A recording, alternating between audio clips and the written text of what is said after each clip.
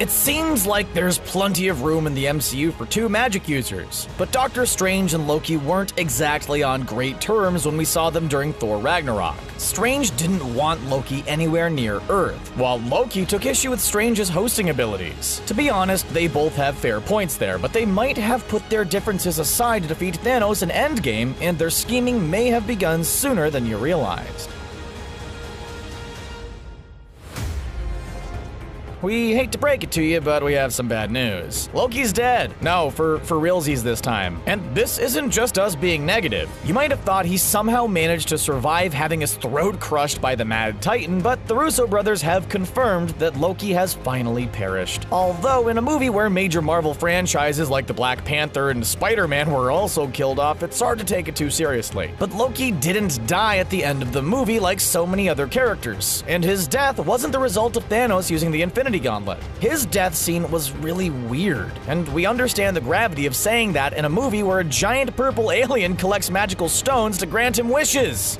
But come on, even if you don't find Tom Hiddleston's character charming, you have to think he could come up with a better plan than stabbing Thanos with a little knife in front of the Black Order. He managed to wrest control of Asgard away from the mighty Odin, so do you really think he'd go out like that with Thanos? Plus, Loki's final words were pretty strange. When he declared himself a Prince of Asgard and called himself Odin's son, he gave Thor a very meaningful look, almost like he was trying to tell him something. It was like he was reassuring Thor that he was still on his side, despite pledging his undying loyalty to Thanos. Frankly, it seemed like Loki knew he was going to die, and didn't do anything to stop it. But why? Then there's the fact that he had the Tesseract, which contains the Space Stone. Now, this part did seem to be totally in line with Loki's character. During Ragnarok, Thor sent Loki into the vault to grab Surtur's crown and place it on the Eternal Flame, and Loki helped himself to the immensely powerful Tesseract while he was there as a souvenir. Come on, even Thor wasn't surprised by that. But there's a surprising twist here,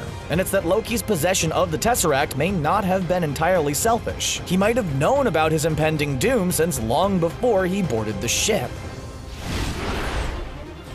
During the final showdown on Titan, Thanos chastised Doctor Strange for not using his greatest weapon, referring to the Infinity Stone. But what if Doctor Strange had used it to send a message back in time to Loki? We know these two aren't exactly buddies, but if there's one thing they have in common, it's a vested interest in staying alive. There are some other things they have in common though, such as the way they summoned the Infinity Stones when handing them over to Thanos. They were both also choked by Thanos with the Infinity Gauntlet. Basically, if they manage to survive Endgame, they'll undoubtedly have a lot to talk about the next time they have a chat. Why would Doctor Strange have wanted Loki to get the Tesseract out of the vault? One idea is that it has something to do with timing. A couple of seconds can make a big difference in the grand scheme of things. Well, unless you're caught in a time loop or something, but let's not get into that right now. If Doctor Strange looked into the future, as we know he did, then he must have known what was going to happen during the fight with Thanos. He wasn't surprised when Star-Lord lunged at Thanos and he let it happen, though it would have been well within his powers to prevent it. It might be easy and fun to blame Star-Lord for screwing up the plan, but it seems like it had to happen. If Doctor Strange thought they would have won if that didn't happen, we don't think he would have stood by and watched it go down. As we all know, that little Infinity War skirmish ended with Doctor Strange handing over the Time Stone in order to save Tony Stark. Earlier in the movie, he had said such a move would be a bad trade, but apparently he changed his mind. It seems obvious to assume Tony will be an important part of the eventual defeat of Thanos, and maybe Doctor Strange wanted to do everything he could to make sure Tony has the tools he needs. The Time Stone can control time, and the Space Stone can transport people through space. Put them together and you're off to an exceptional start. Doctor Strange and Loki could have potentially worked some magic on their respective stones to ensure they'll end up at a certain place at a certain time in the future. It's hard to say what powers Doctor Strange has developed over his time in the MCU. Busting out powers nobody thought him capable of is kind of his thing. And then there's the time he looked at over 14 million possible futures, which took who knows how long. When he was in the time loop with Dormammu at the end of Doctor Strange, writer C. Robert Cargill confirmed he was there long enough to further master his powers. And in the original script, Doctor Strange was going to clarify the loop played over 1,000 times. If that was enough for him to improve on his powers, imagine what he could have accomplished by going through millions of possible possible timelines. When Thanos used the Infinity Gauntlet at the end of the movie, we saw that the gauntlet itself was heavily damaged, if not destroyed. This could have been solely due to the power of the stones, but it could also be because Doctor Strange had done something to the Time Stone, and potentially the Space Stone. If so, it could explain how Tony Stark manages to get back to Earth. During the first Endgame trailer, we saw him hopelessly adrift in space, leaving sad voicemails for Pepper Potts. Come on, Tony, girls hate that. But in the following trailer, it seemed as though he and Nebula were frantically working on something big. Maybe like something that could hold 2 of the Infinity Stones long enough for them to be used. One common theory surrounding Endgame is that Tony's going to build a new Infinity Gauntlet. After all, we're guessing Doctor Strange didn't sacrifice the Time Stone to save Tony because of his witty one-liners. If he's going to build a device capable of containing the Infinity Stones, he's going to need at least one of them to study and do tests on. As for Loki, we think it's significant that he perished at the hands of Thanos directly instead of during the decimation. There are some theories about what happened to the decimation victims, like that they're inside the Soul Stone or in another dimension. Most of us assume the decimation is going to be undone somehow, and its victims will be coming back to life. However, the lives of the characters killed directly by Thanos seem far more precarious.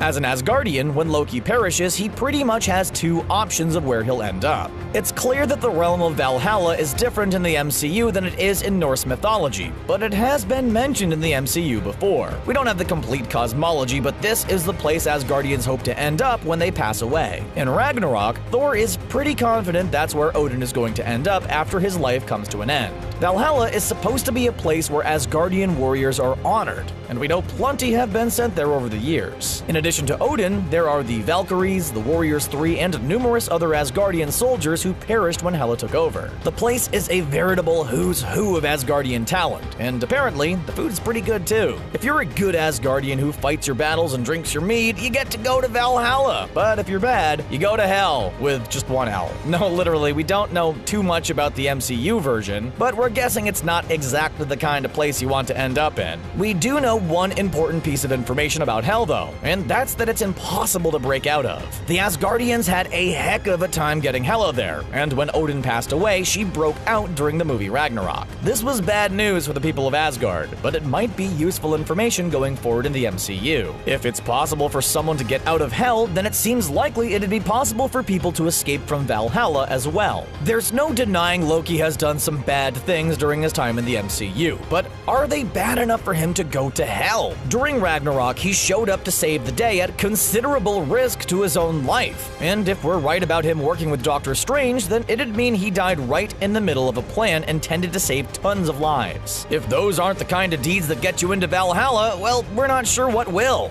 If Loki died while trying to stop Thanos, then he died with honor. What if Loki goes to Valhalla in order to rally the troops? By ensuring that Thanos killed him personally, Loki also ensured he'd end up surrounded by legions of Asgard's greatest warriors.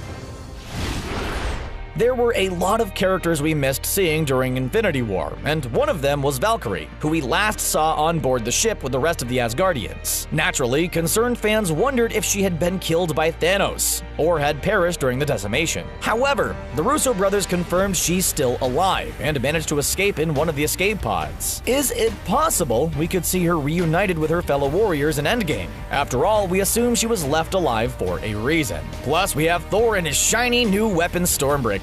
It's good for dealing non-lethal blows to Mad Titans and manipulating the energy of the Bifrost. Maybe when Loki gave his farewell speech, he was dropping some major hints to Thor that it just took him a while to pick up on. If Thor uses Stormbreaker to rescue Loki, there's a chance they could get a veritable army of Asgardians out of the deal.